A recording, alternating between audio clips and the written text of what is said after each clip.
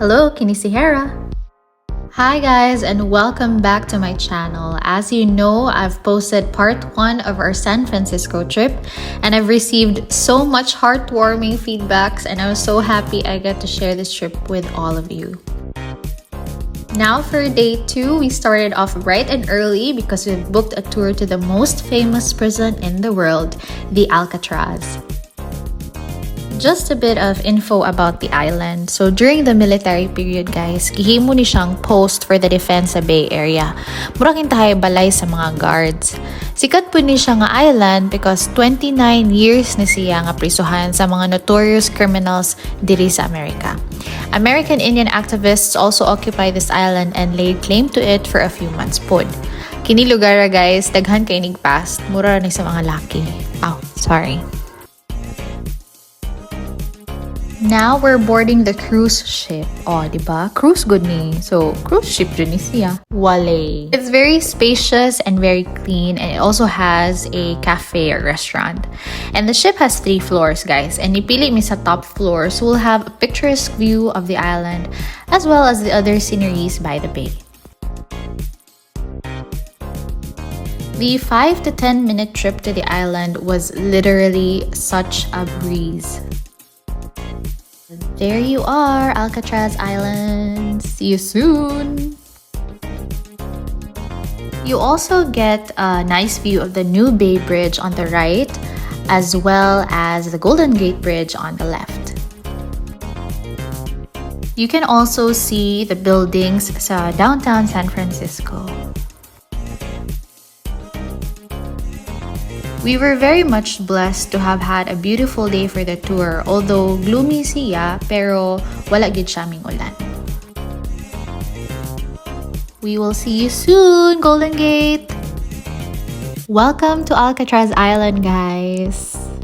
So, aside from being in awe at one of the many places I've always wanted to visit before I die, distinct pud kaayo ang smell sa mga birds during the pita. I will explain later and you will know why as we go along. Sa akong gingon ganiha, American Indians also occupy this island, hence the big sign as shown here.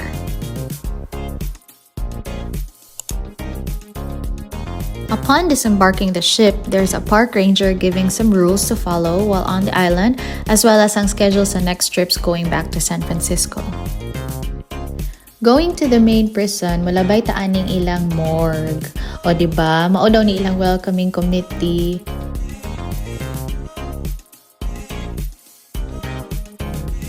Let us now enter the main prison. Abi ko bag marriage is the real prison. Char. So upon entering, since wala man daw mga ligo ang bisita, ligoon sa daw una. Bitaw, we were welcomed by their shower area sa ubos. This area is intended for the inmates for their personal hygiene and for keeping themselves clean despite being in prison.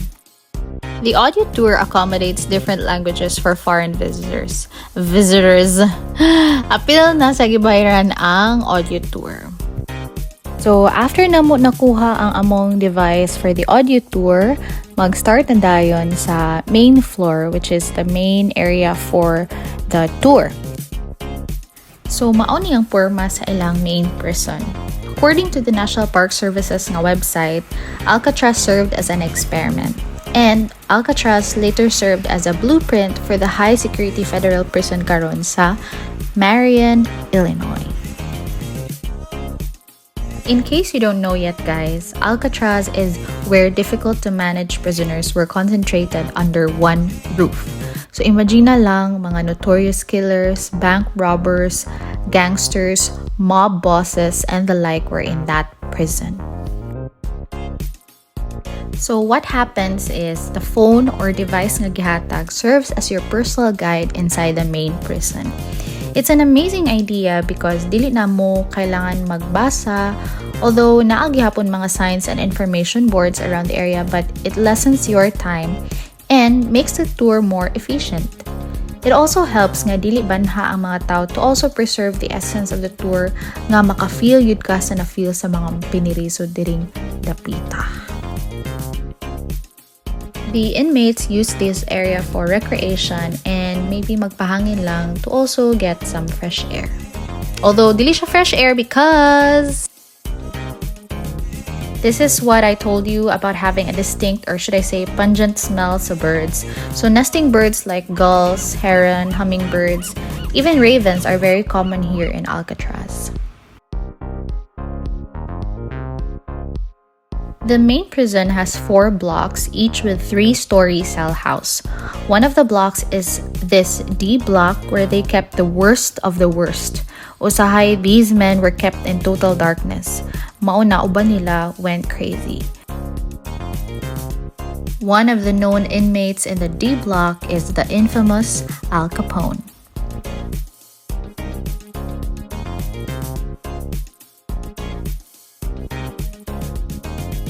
So located at the end of the D block is where we can find the library. Of course, usahay, ang inmates are also given the leisure of reading books. Each one of them is given their own library card. Mga inmates found ways to entertain themselves through art, music, even gardening, and one, in the person of Robert Stroud, became a self-taught ornithologist during his 54 years in prison.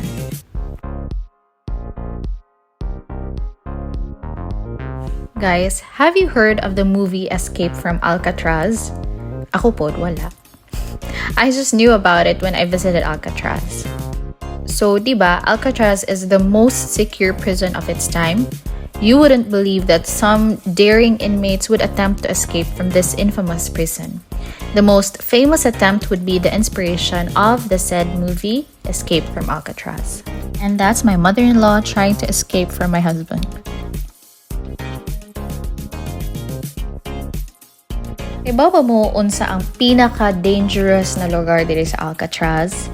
Their dining area. With all the knives, forks, spoons, anything can happen. Pwede gyud sila magpinatianay diring dapita. But patrolling guards and tear gas canisters mounted the ceiling, and it kept the prisoners in line.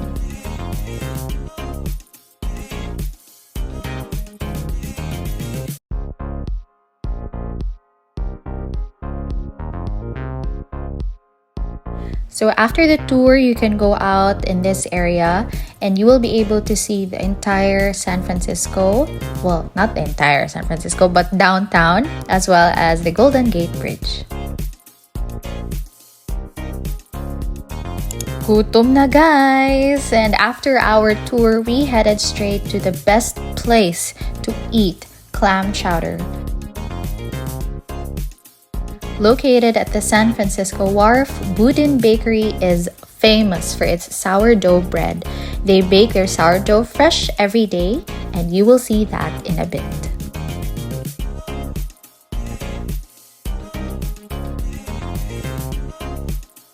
So, diri sa second floor, we can find the Bistro Boudin.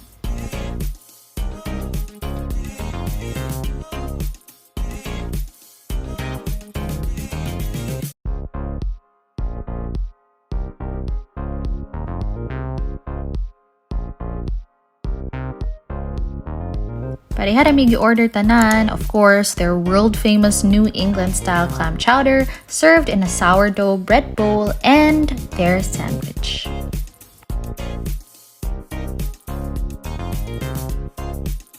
And this is where all the magic happens. Sourdough from Boudin is baked fresh every day. The aroma of freshly baked bread will make you want to bring some to eat at home.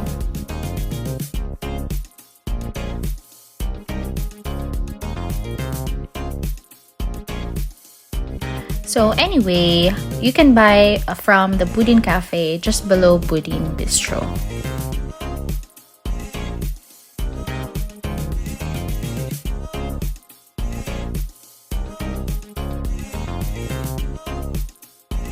And if you notice guys, na ay baskets of freshly baked sourdough.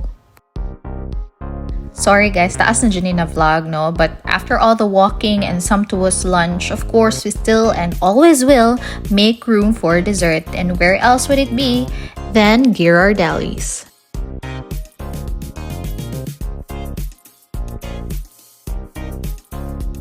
This is every chocoholic's heaven.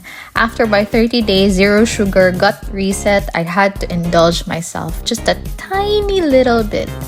Please, ayok sa batang coach.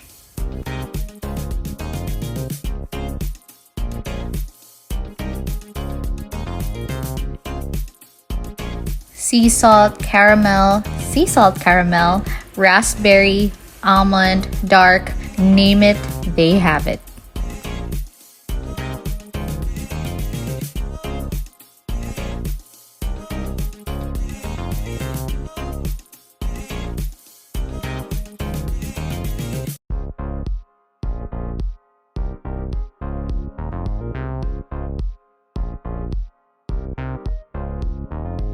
Murag mga tulo na to ka kutsara, coach, promise.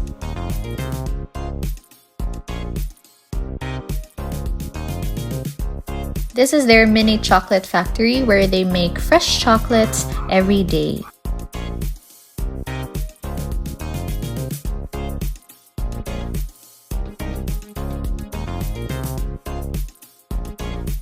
Humot kaayo og chocolate diri dapita, guys. I mean, look at that.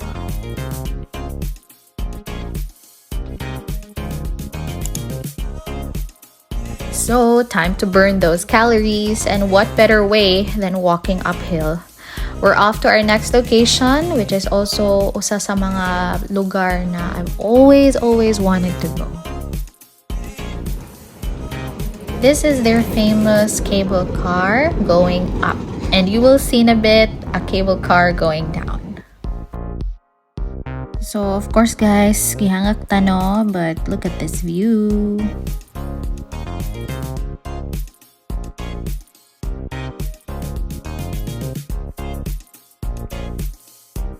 And here is the cable car going down.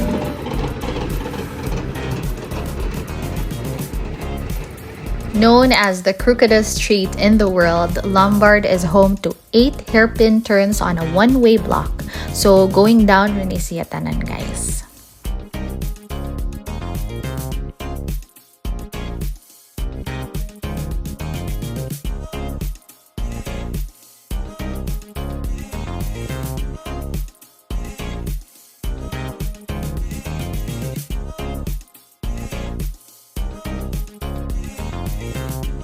And to cap off a long but awesome day, we were invited to dinner by my husband's relatives. We ate at a shabu shabu, or a Chinese hot pot resto, where this robot served us our food.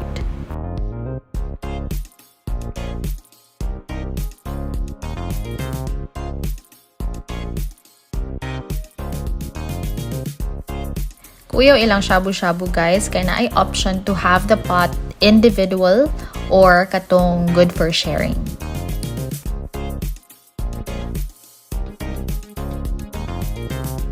We were finally able to go to Twin Peaks, but oh my goodness, grabe ka tugnaw, guys. So, kariyot rami kayo cause wala na ako nagwanta.